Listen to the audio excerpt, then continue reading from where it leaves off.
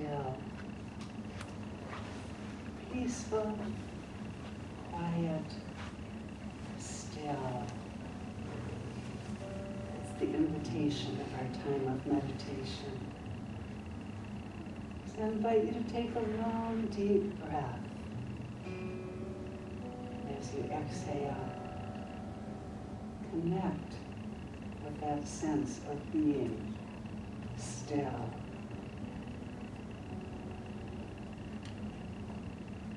Take another long, deep breath. Hold it for a moment. And as you release it, release any and all thoughts, concerns, dilemmas. Let it all go. And allow yourself to be still. And with one more deep breath, draw in your awareness of that higher presence, that higher power within you and all around you. And as you exhale, release anything that is not fully aligned with that divinity in you. And be still. This gentle time, we move from our outer world to our inner world and experience the truth of our being. We experience ourselves as fabulous creations of the Creator. We experience ourselves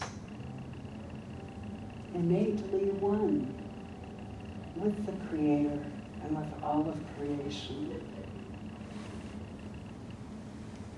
Letting all other cares and concerns fall by the wayside, we immerse ourselves in this peaceful place, this peaceful time, this gentle moment of connection, of communion, of community, as we are still in the silence.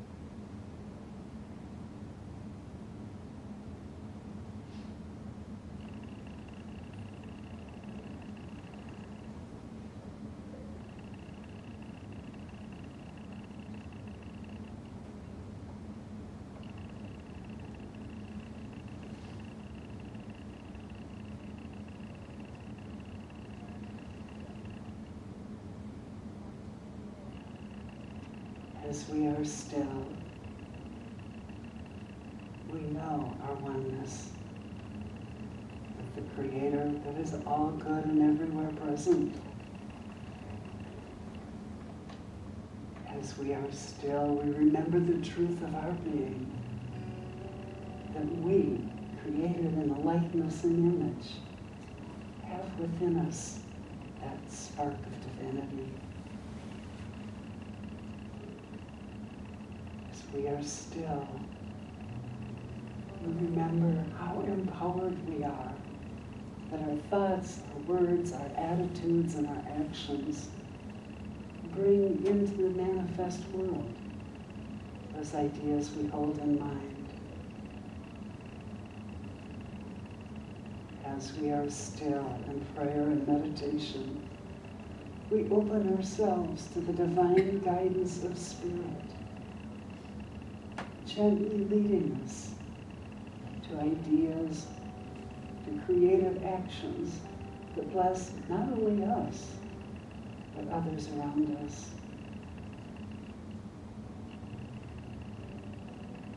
As we are still,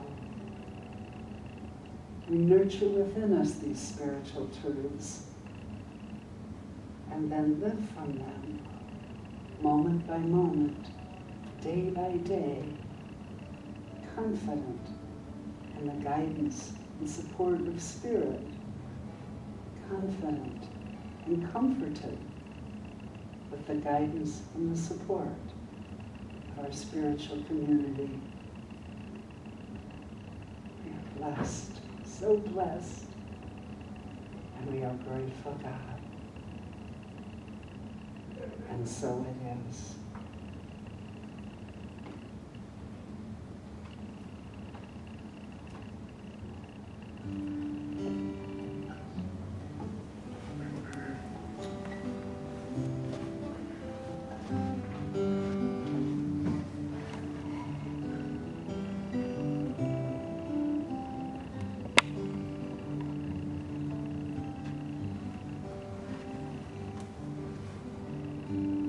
Open up a door for love. There's no need to give it a shot. 'Cause love will find a way.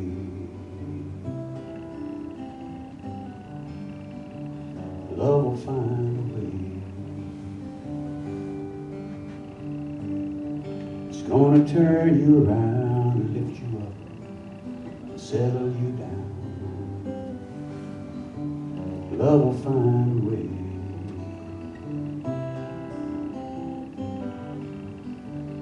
Love will find a way.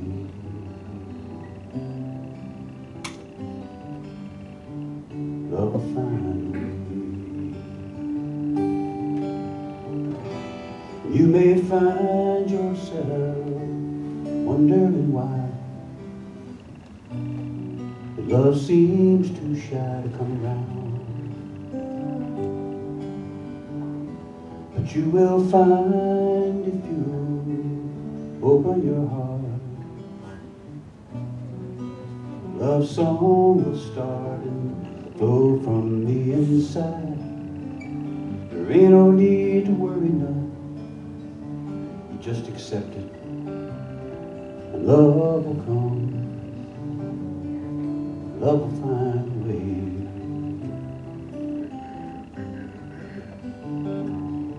Love will find a way. You may find yourself wrapped up in fear and drowning in tears that you have cried. But you will find if you just let it go, that love begins to show. It quickly comes to overflow. So open up your heart and let the love come pouring through, and you will see that love will find a way.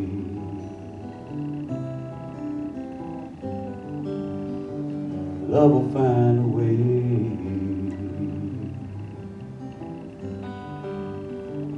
Love will find a way.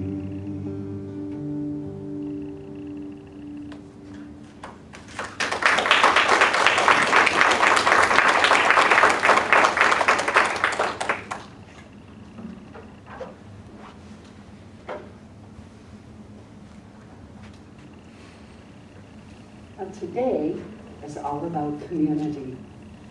You ever stop to think how many communities you belong to?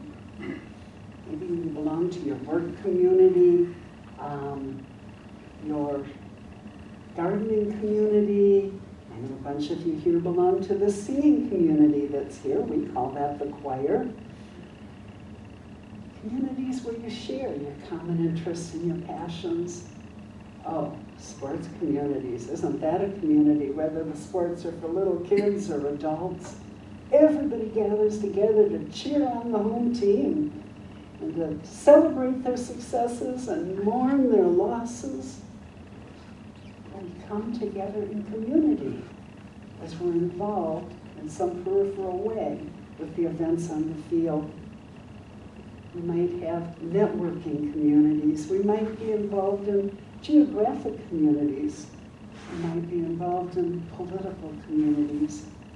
And I know if we went around the room right now and everybody named the communities they're involved with, you would each have a list of community. Oh, and I suppose we shouldn't forget family communities or spiritual communities. We were created to experience community. We were never intended to be alone. I think about that sometimes. There's a reason there are somewhere in the neighborhood of 7 billion people in the world, so that we're not alone, so that we can embrace each other and enjoy community together. I keep seeing these ads on TV for the company that wants to analyze your DNA and tell you who all you're related to. And it occurs to me that's people looking for another kind of community. Where did I come from? Who are my people? What is my tribe? How can I know myself better through this information of knowing my ancestral community? We were created for community, and it blesses us in so many ways. And of course, then there are faith communities. When I first discovered unity, gosh, 30, 35 years ago, must have been about 3 or 4 at the time, I discovered unity living in Seattle, Washington. Oh, it was a big church. It was right outside of downtown Seattle. It was rich and vibrant. Classes, workshops, things going on every day of the week, every evening of the week. And because everything Unity taught was brand new to me, I was there every chance I could get. I could not get enough of the people and the classes and the lessons as I wrapped my arms around what to me were revolutionary new ideas. And the time came after some years in Seattle for me to move home, back to Minnesota. And I was excited about moving home, being closer to family, because they're all in the greater metro area. But I had a concern. You see, my faith community experience previous to Seattle was not particularly fulfilling, and in fact was rather condemning in many ways. And I moved out to Seattle and I found this extraordinary experience in the Unity community. So my perception was I'm moving back to Minnesota, but wow, I'm moving back to a spiritual desert. I didn't know y'all existed here. But I went to my minister at Unity in Seattle and told him I was moving home, and was there any way, any place in the greater metro area that I could find at least a couple people that would resonate with Unity ideas. And he reached over to his bookshelf along the wall in his office and pulled down a directory of Unity communities across the country and worldwide. He said, well, Laurie, there's a Unity community up in Golden Valley and there's one in Bloomington. Are either of those convenient for you? And I was so excited. I realized that this spiritual community that I had come to depend on existed here as well as on the West Coast.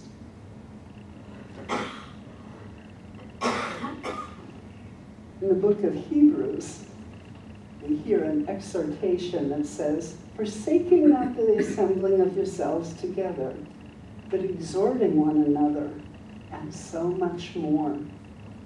Now, you don't need metaphysical Bible interpretation to understand this. That's simply Bible speak that says, hey folks, make a point of getting together and encouraging and supporting each other.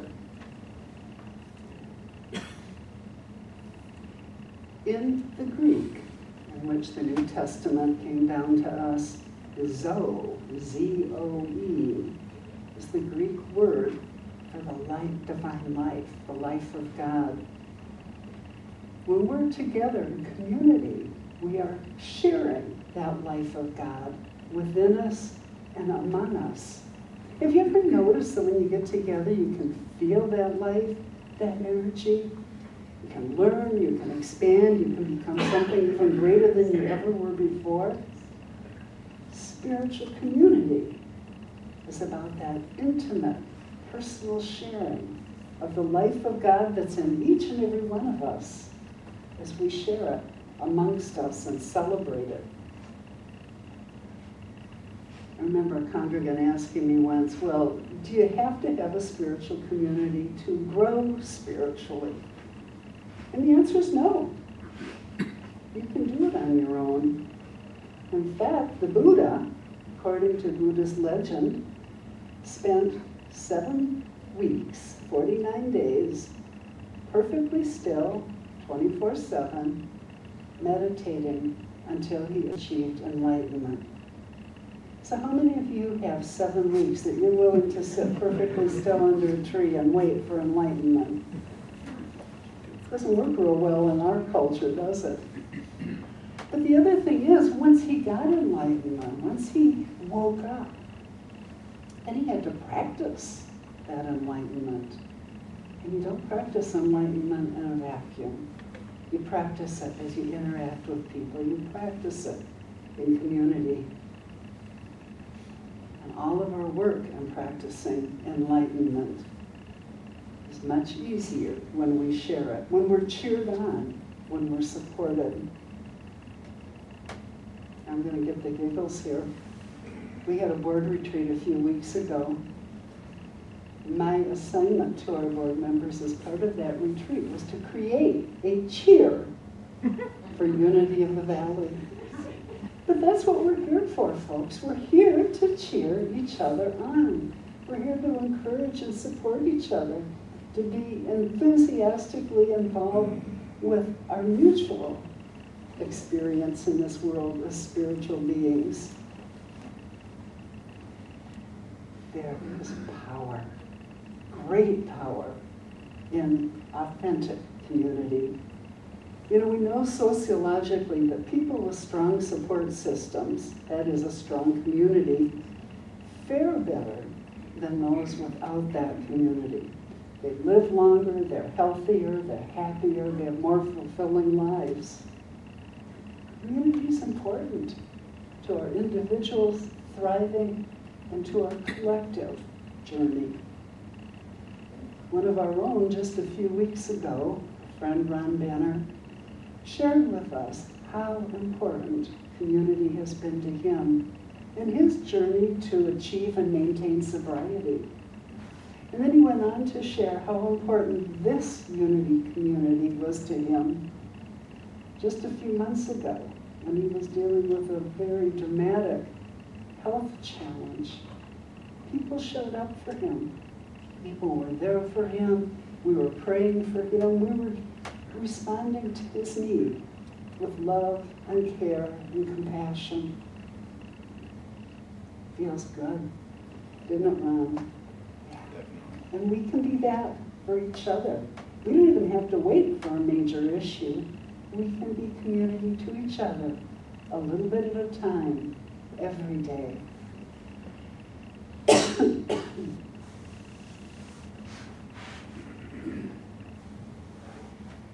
We sometimes have the opinion about community, that it should all be goodness and light, that it should all be warm fuzzies. And it's nice when community shows up for us like that. But authentic community calls us to be more. It inspires us, it encourages us, it gets us to step up and be more than we've ever been before. I remember a time in my life when I was a sassy 14-year-old. I was in a, let's say, an intense discussion with my older brother. He was calling me on my stuff. I don't even recall what the issue was, but there was something that I was slacking on. And he was calling me on And he kept bugging me about it. And I remember turning to him in fury, saying, well, geez, you're my brother. You're supposed to support me. Why don't you just back off and let me be? And he responded with equal vigor and said, because I'm your brother, I won't back off. You are more than what you're doing, and you have to show up and be more. That only made me madder. It made me madder because I realized he was right. He'd admit your siblings are right, right? But he was right. He was calling me out. He was challenging me to be more. He wasn't saying, oh, go on your way, everything's cool, whatever happens, happens. He was calling me to step up, to stretch, and to actually be my greater potential. That's what authentic community is. It calls us to be more. Sometimes it pushes us kicking and screaming to be more, but to stretch and to achieve our greater potential, just as a loving parent or a dedicated teacher would encourage a child to express their potential in a greater way. Of course, in community, we have the choice. We don't have to respond to that calling, or we can, and we can be more as a result of it. Being in community means being involved. And as Ron shared with us a few weeks ago, our response as a community to his need was not only helpful to him and the physical world, but helpful to him in his deeper spiritual journey. We have a situation in our community right now. I know many of you are aware of it. My friend Deb Swanson is dealing with cancer, and her partner, Greg Lee. And if you've been following her Caring Bridge posts, there's a lot going on with her health right now. We have an opportunity as a community to be community to them, and in so doing, to engage ourselves in the process of giving and receiving. You see, when we give of ourselves, we begin to get a sense of who we are in the greater world, and we get a blessing from that. We understand how valuable we are, how important we are, that we are needed. If you've been following Debbie's Caring Bridge posts, you'll know that there are a lot more than just an update on what's going on with her health and her medical treatments. I marvel as she writes day after day about her journey, about the deeper challenges it's presented to her, and about how she's rising to these challenges with some trepidation from moment to moment, which is certainly understandable, but also with courage, with humor, with confidence, with candor, with acceptance, and with a positive attitude. Every time I see another Caring Bridge post show up on my email, I can hardly wait to see what she has to say, because I know it's going to inspire me. I'm not having a health challenge, I'm just dealing with life. And everything she talks about relative to what she's dealing with in her health, all of those wonderful attitudes that are helping her in her journey can be useful and valuable to any of us, no matter what we're dealing with in life. Our community opportunity is to reach out to them right now. She's entering another phase of this whole ongoing cancer treatment process.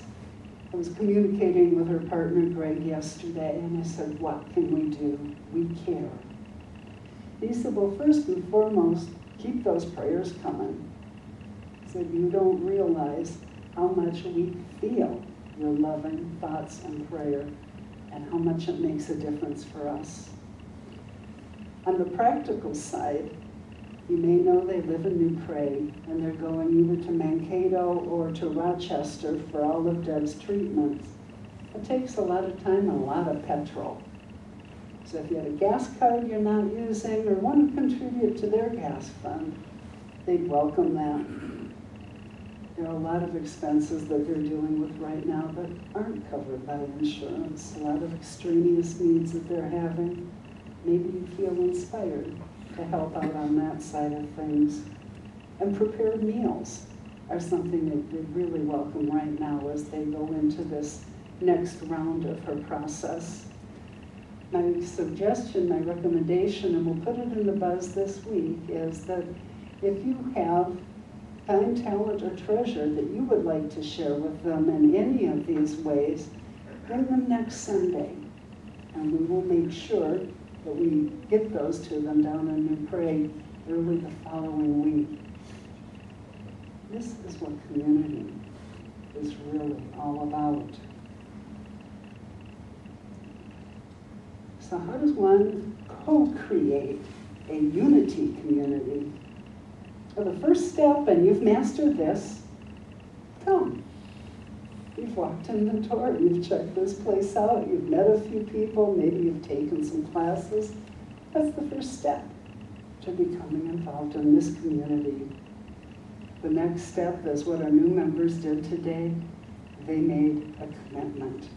They committed to embrace Unity of the Valley as their spiritual home, and committed to be involved and to support it with their time and talents and energies, knowing that as they give of themselves, that blessing will come back to them in ways they can't begin to imagine. And yeah, financial support. Loving thoughts and prayers are great, but you know, the mortgage company likes cold, hard cash. So your financial support of this spiritual community, frankly, is what keeps the doors open. There is power in a group of people who work together toward a shared goal. As we work together, as we learn together, as we study and grow together, we all become more. As a basketball friend of mine said the other day, you know, 5 guys on a court together can achieve far more than 5 individuals of talent. We are a team, and we can do so much more together than any one of us can do individually. The third step to creating this unity community is to show up and keep on showing up. You know, community, like spiritual growth and like so many other things in our life, takes nurturing. It's not a one-time, one-moment action. Nurture yourself through your participation in this community. And as you do that, you are nurturing and supporting our greater community. This community exists for you and would cease to exist without you. We're told where your treasure is, there also is your heart. So we have to ask ourselves, what do we treasure? And how are we expressing that? It's not about community. I think of it as about co-unity, coming together as one. And as all of life's endeavors, you get whatever you put into community, that's what you get out of it. Authentic community is an opportunity to learn and grow and be more. It's an opportunity to be supported and to offer your support. Authentic community is an opportunity to share your time, your gifts, and your resources, and to enjoy the same of others. Authentic community is an opportunity to discover that you are important and valuable. It's an opportunity to experience the cycle of giving and receiving. And it's an opportunity to inspire and encourage yourself and others. We were created for community. And we gather together to celebrate Zoe, that life of God that we talk about, that's in us, around us, through us, and flowing amongst us. So let's celebrate community. Let's be it. Let's enjoy it as we affirm together our affirmation for today. I am a radiant center of peace and joy, creativity and joy, celebrating and sharing in our unity community. And so it is.